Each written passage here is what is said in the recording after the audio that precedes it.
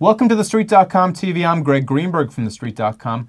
Joined today by Bill Mitchell. Bill is the CEO of Arrow Electronics, which is based on my native Long Island. Arrow just came out with earnings this morning. Bill's here to break them down for us. Welcome, Bill.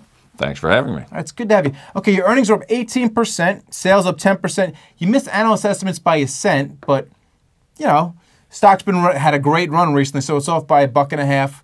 How'd you do it?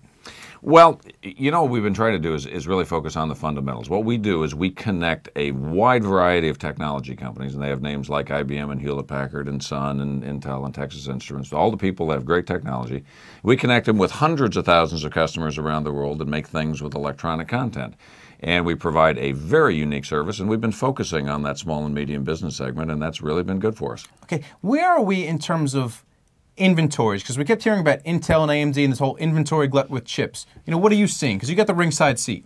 What we see is that the supply chain is in very good balance. There are always a few places that are out of balance. We've seen a little bit excess in the large EMS companies, the things that you're talking about with a few chipsets.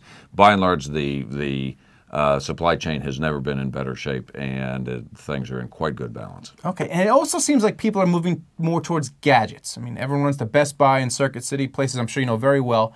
It's more like it's gadgets and cell phones over computers, over PCs. Once again, your ringside, what are you seeing on that front? What we see is that electronic content in almost everything is going on, whether it's little gadgets that you have, whether it's medical instruments, whether it's things for automotive, whether it's industrial. There's more electronic content, everything. You go into any place, and the plumbing is electronic today. The lights are turning electronic. Everything is electronic. That's really good for us, by the way. That's a good thing for us. Okay.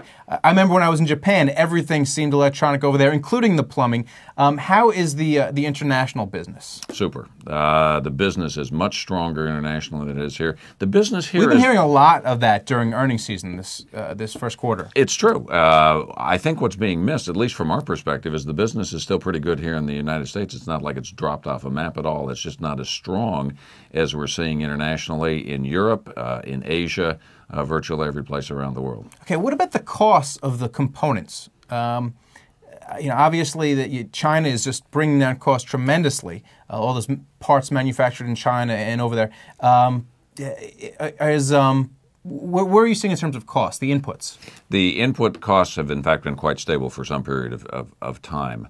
And so what we are beginning to see is, I think, some real stability where you're getting most of the cost savings through economies of scale and through manufacturing efficiencies as opposed to raw material efficiencies. Okay, and in terms of the tech cycle, we kept hearing about, well, Microsoft's going to unload Vista. Once Vista comes out, everyone's going to have to upgrade their computers. We really haven't seen it. Where are we in terms of the tech cycle? Well, I'm probably... Are we waiting for that iPhone to push things? In reality, the iPhone, I hope it's a huge success. It will help us. It couldn't possibly be big enough. The market is so big and so diverse today that it's hard to see any killer app that's gonna move it in any given direction.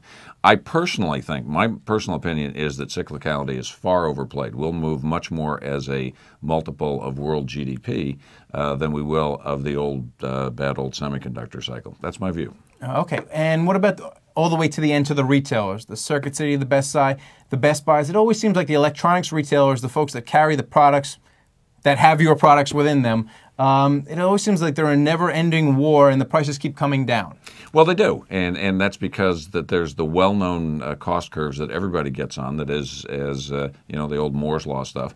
But new products keep coming out, and they maintain the levels at the higher levels. And so what you see is decreasing prices for the same product at the consumer level, but basically constant prices for the new products that are coming out. So the whole game is bring new products out. All right, the rest of the year, what's going to happen for Arrow?